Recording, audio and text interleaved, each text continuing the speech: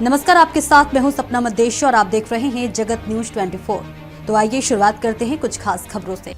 गुजरात तापी दिनांक 8/12/2025 को गौरखड़ी गांव के बिरसा मुंडा क्रिकेट मैदान को अंतर्राष्ट्रीय स्तर की ब्लाइंड क्रिकेट विश्व कप विजेता पुरुष ब्लाइंड क्रिकेट टीम के अभ्यास शिविर के लिए चुना गया था। दिनांक 8 दिसंबर को प्रातः 8 बजे मैदान पर पुरुष ब्लाइंड क्रिकेट टीम का स्वागत कार्यक्रम आयोजित किया गया, जिसमें मुख्य अतिथि के रूप में गौरखड़ी गांव के नेता एवं कार्यकर्ता तथा सुभाष भाई चौधरी उपस्थित थे।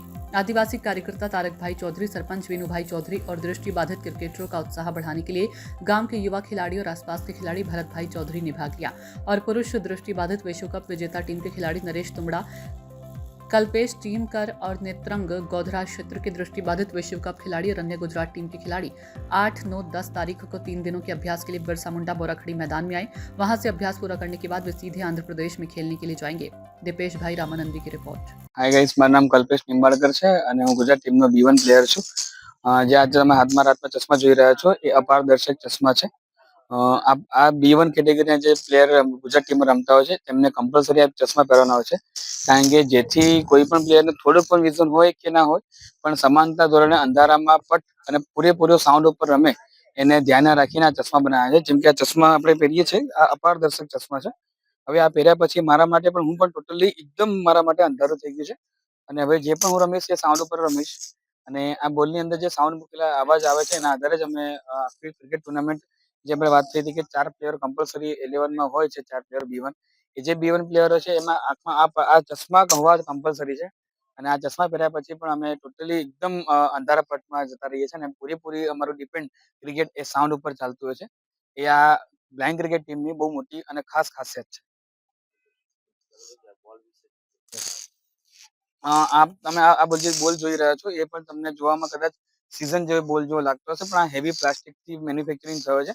આની અંદર તમે જે અવાજ આવે છે એ આપણે સાયકલની અંદર જે છરા આવે છે એના દ્વારા મેન્યુફેક્ચરિંગ કરવામાં આવે છે અને આપણે આઉટ ઓફ સ્ટેટથી આ મેન્યુફેક્ચરિંગ આપણે મંગાવીએ છીએ। આ જે બોલ છે એ સાઉન્ડના આધારે જો ચશ્મા પહેલા છતાં પણ આને પકડી શકું છું, એટલે સાઉન્ડના આધારે આ તમામ જે ટુર્નામેન્ટ છે આખી રમાય છે। બોલ જોઈ શકો તો આને ગ્રીપ પણ છે આનો, એટલે ગ્રીપની સાથે એટલે 9 ક્રિકેટ ટીમમાં જેવું આપણે નોર્મલી જોઈએ છીએ કે બોલને સ્પિન કરે છે, સેમ વસ્તુ આપણે આમાં પણ સ્પિન કરવામાં આવે છે।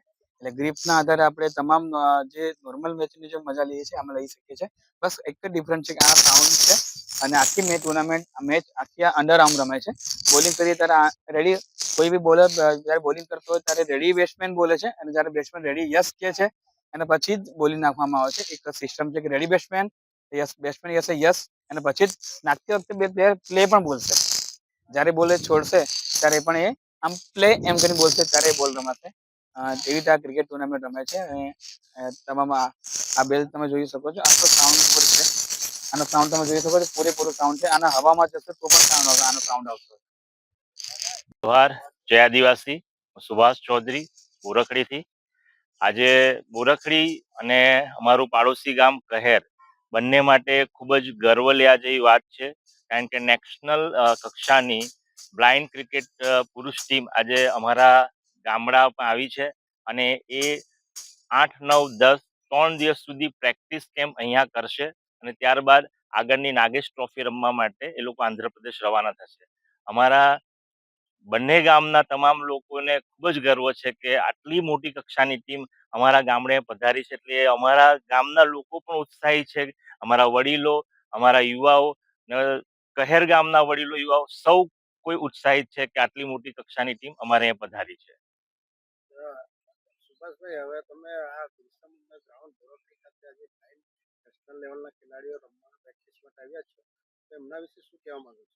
હું એમના વિશે એટલું જ કહીશ કે આપણે જે મુખ્ય ક્રિકેટ જેને ગણી શકાય નેશનલ લેવલની, એને જેટલું દેશમાં સમર્થન મળે છે તો આમને પણ એટલું સમર્થન મળવું જોઈએ।